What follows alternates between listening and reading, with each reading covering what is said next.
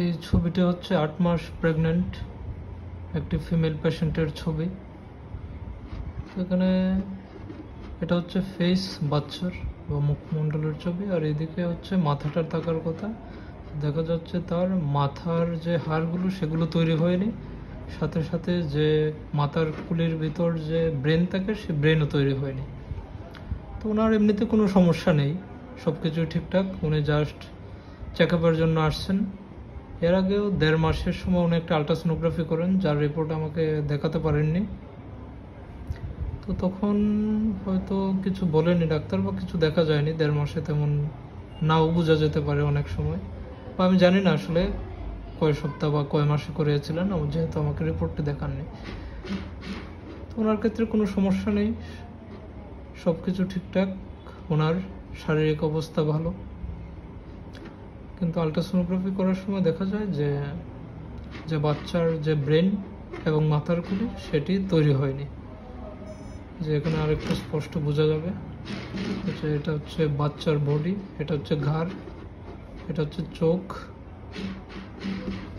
হচ্ছে মুখ, নাক, চোখ, এটা হচ্ছে হার্ট,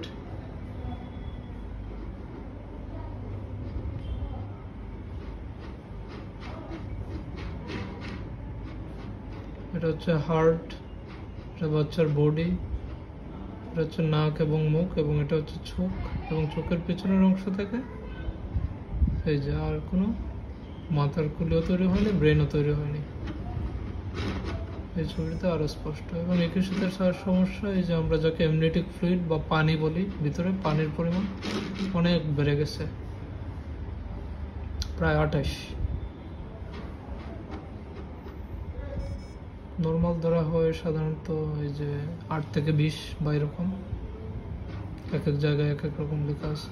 এতে বাচ্চার হার্টবিট ভালো আছে, সব কিছু ঠিক আছে।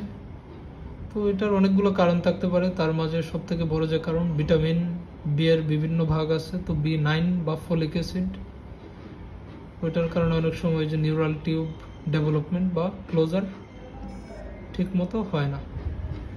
এছাড়াও আরও এনভায়রনমেন্টাল ফ্যাক্টর থাকতে পারে, জেনেটিক ফ্যাক্টর থাকতে পারে, মানে বংশগত সমস্যা। তো ওনাদের বংশে আর যেহেতু কারো নেই, এছাড়া ওনার অন্যান্য আর কোনো রোগও আমাকে বলেনি, মেনশন করেনি।